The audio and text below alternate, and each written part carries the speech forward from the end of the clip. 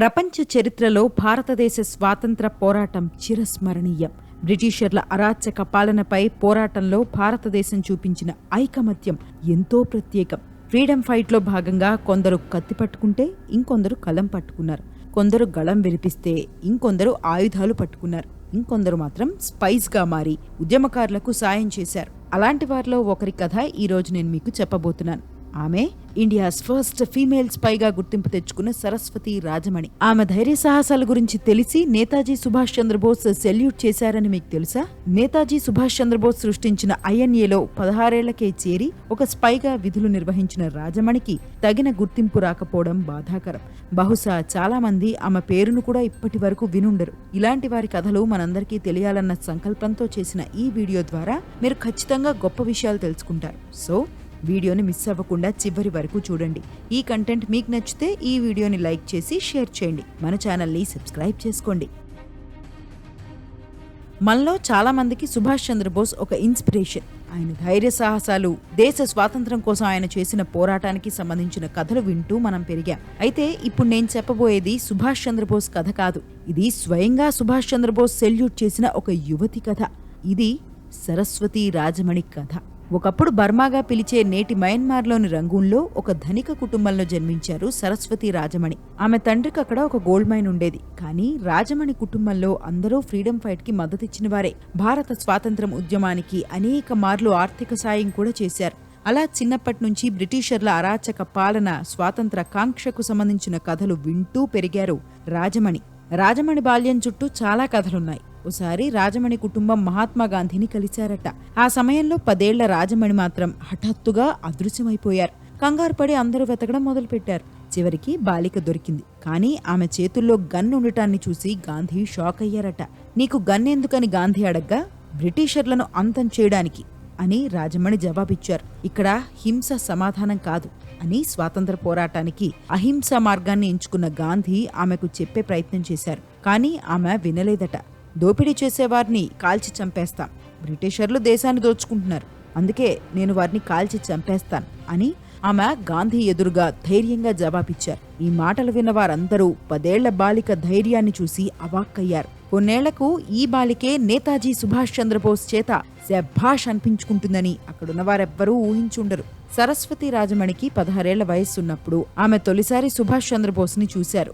రెండో ప్రపంచ యుద్ధం సమయంలో ఆయన రంగూన్కి వెళ్లారు. ఫండ్స్ సేకరించేందుకు ఇండియన్ నేషనల్ ఆర్మీలో వాలంటీర్లను చేర్చుకునేందుకు ఆయన కృషి చేశారు. గాంధీకి పూర్తి విరుద్ధంగా సుభాష్ చంద్రబోస్ అక్కడ ఒక హై వోల్టేజ్ ప్రసంగం చేశారు. యువతతో పాటు దేశంపై ప్రేమ ఉన్న వారందరూ ఆయుధాలు పట్టి స్వాతంత్రం కోసం పోరాడాలి, భారత్ని బ్రిటిషర్ల నుంచి విముక్తి చెయ్యాలి అని పిలుపునిచ్చారు. ఆ ప్రసంగాన్ని విన్న రాజమణికి జీవితానికి ఒక పర్పస్ దొరికినట్టు అనిపించింది. తన ఎక్స్పెన్సివ్ జ్యువెలరీని విరాళంగా ఇచ్చారు. తెలిసి తెలియని వయసులో ఒక బాలిక చేసిన పనిగా భావించి వాటిని సుభాష్ చంద్రబోస్ తిరిగిచ్చేందుకు ప్రయత్నించారు. కానీ రాజమణి ఒప్పుకోలేదు. పైగా INAలో చేరుతానని పట్టుబట్టారు. ఆమె డిటర్మినేషన్ ని చూసిన సుభాష్ చంద్రబోస్, నీలో ఒక సరస్వతీదేవి కనిపిస్తోంది, అందుకే ఈ రోజు నుంచి నీ పేరు సరస్వతి రాజమణి అని అన్నారు.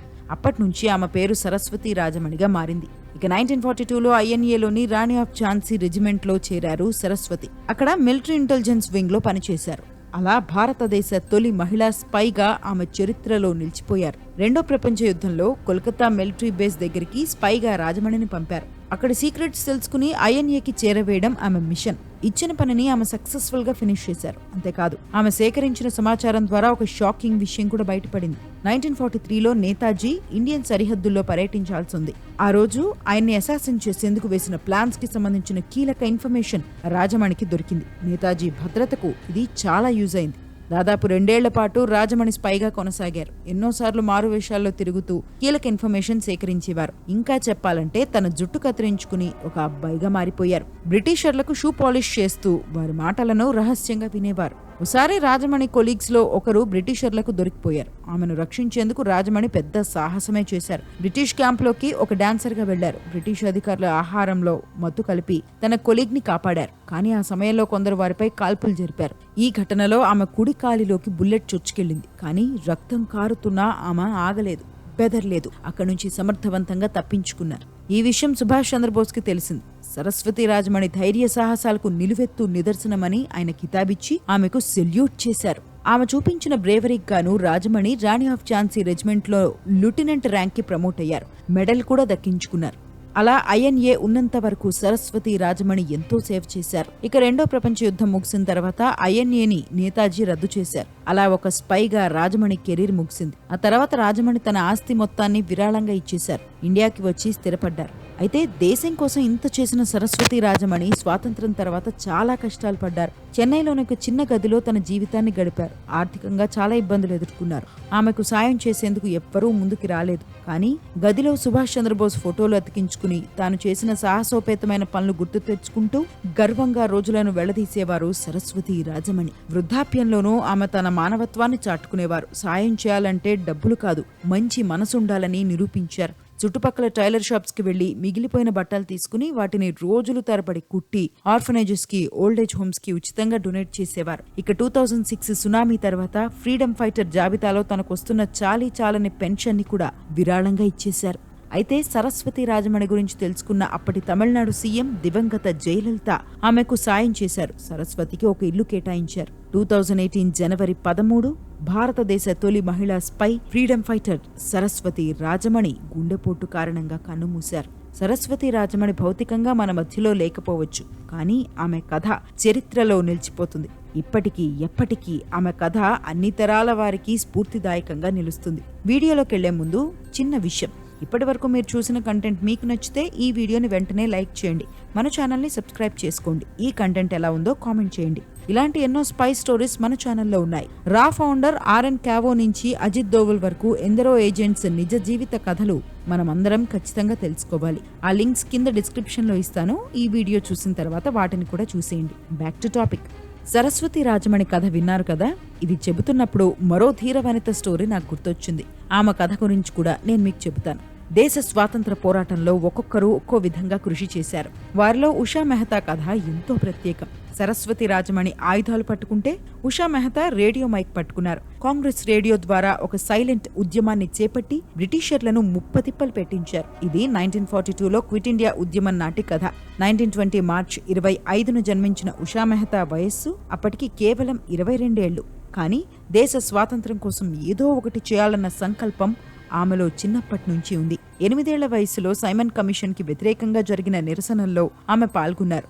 దండి సత్యాగ్రహం వేళ 10 ఏళ్ల వయసులో ఇంటింటికి తిరిగి కాంగ్రెస్ పత్రాలను, బులెటిన్లను ఉషా మెహతా ఆమె స్నేహితులు పంచారు. ఇక 1942 ఆగస్టులో బాంబే నగరం స్వాతంత్ర నినాదాలు, లాఠీ చార్జ్లు, అరెస్టులతో కిక్కిరిసిపోయింది. ఓవైపు బ్రిటిషర్ల అరాచక పాలన, మరోవైపు విద్యార్థి సంఘాల నిరసనలతో బాంబే ఒక యుద్ధ భూమిని తలపించింది. వీటన్నిటి మధ్య ఆగస్టు 7, 8 తేదీల్లో బాంబేలో ఏఐసిసి సెషన్ జరిగింది. ఈ సమావేశాలు ఎన్నో విధాలుగా దేశంలో ఒక చారిత్రక ఘట్టంగా మిగిలిపోయాయి. ఈ వేదిక మీదే Mahatma Gandhi do or die నినాదాన్ని ఇచ్చారు. ఇక్కడే క్విట్ ఇండియా ఉద్యమానికి పునాది పడింది. ఈ సమావేశాలకు హాజరైన వేలాది మంది గాంధీ, నెహ్రూ మొదలైన వారి ప్రసంగాలతో స్ఫూర్తి పొందారు. వారిలో ఒకరు ఉషా మెహతా. మహాత్మా గాంధీ ఇచ్చిన డూ ఆర్ డై పిలుపును ప్రత్యక్షంగా విన్న ఉషా మెహతా దేశ స్వాతంత్ర ఉద్యమంలో తన వంతు పాత్ర పోషించాలని సంకల్పించారు. ఈ విషయం గురించి తన స్నేహితులతో చర్చించారు. అలా కాంగ్రెస్ రేడియోకి పునాదులు పడ్డాయి. ఈ కాంగ్రెస్ రేడియో ద్వారా ఒక డేంజరస్ పాత్ వైపు అడుగులు వేస్తున్నామని ఉషా మెహతా టీంకి తెలుసు. కానీ దేశం కోసం ఆ రిస్క్ తీసుకునేందుకు వారందరూ సిద్ధపడ్డారు. ఆర్థికంగా ఇబ్బందులు ఎదురైనా, ఎన్నో కష్టాలు వెంటాడుతున్నా బ్రిటిషర్లకు చిక్కకుండా ఒక రేడియో స్టేషన్ ని బిల్డ్ చేశారు. 1942 ఆగస్టు 27న 41.78 మీటర్స్ వేవ్ లెంత్ వద్ద బ్రాడ్కాస్టింగ్ మొదలైంది. అనంతర కాలంలో ఇది 42.34 వేవ్ లెంత్ కి మారింది.